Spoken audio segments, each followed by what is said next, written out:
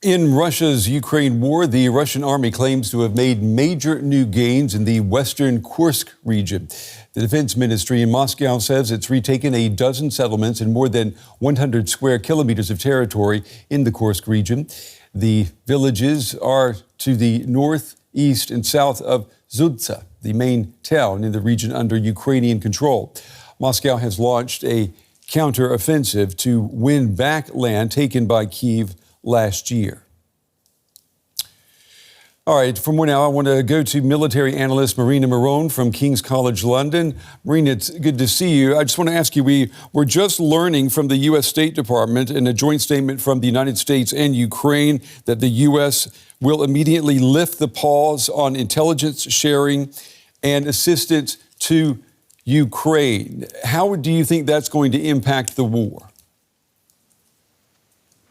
Good evening, Brent. Well, I think the immediate impact will be felt, especially in the area of intelligence, because that has been important for the Ukrainian forces to detect incoming Russian missiles, as well as for operational planning and all those nitty-gritty things.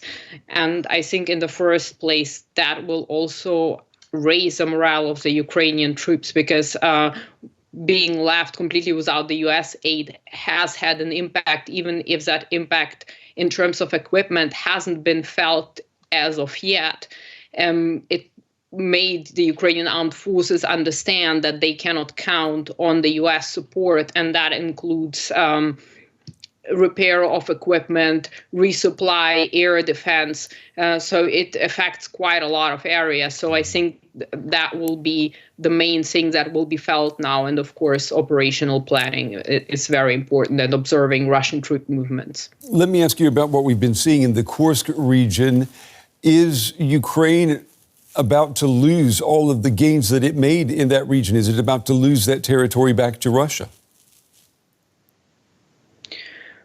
Well, I would say that the probability is very high that they will lose it. Nothing has been decided yet, but a couple of months ago, the Russians established fire control of the main supply line between the Sumy region and Sudzha, and they have been moving slowly. And what we're seeing now, since end of February, is the Russians have accelerated, trying to create very complex pincers in order to surround the Ukrainian troops, and the latest reports stating that they have taken villages to the northeast, meaning that they have widened the area of control and essentially blocked Sudzha off, with the only logistical route being controlled by the Russians, meaning that the Ukrainians cannot rotate safely, cannot resupply troops or evacuate wounded troops,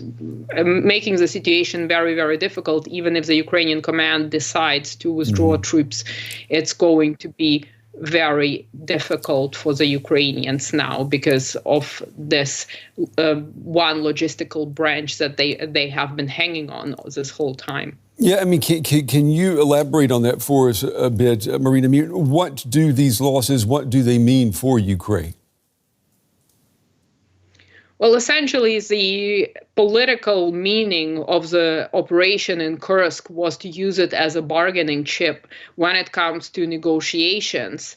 And the Russian side has understood it very well, but at that point, militarily, it made more sense to keep very capable Ukrainian brigades in the Kursk region, just prevent them from going any further to Lvov or Rilsk, which would have had a strategic importance, military strategic importance for the Ukrainian side. But keeping them there on the sliver of land was not politically damaging for the Russians and was militarily sensible, because the line of contact was stretched out, and the Ukrainians, with their manpower shortage, it didn't have a favorable situation. They were expecting the Russians to redeploy from the Donbass and maybe alleviate some pressure around Pokrovsk, but that didn't happen.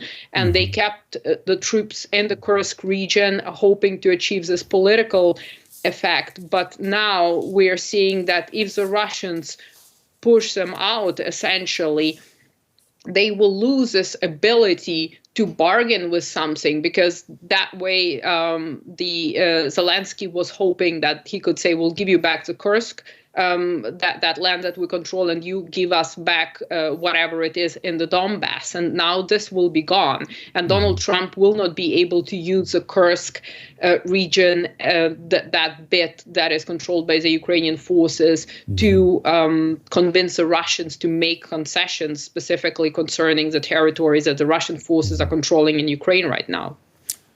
Marina Miron, military analyst at Defense Studies Department at King's College London. Marina, as always, we appreciate your time and your insights tonight. Thank you. Thank you for having me.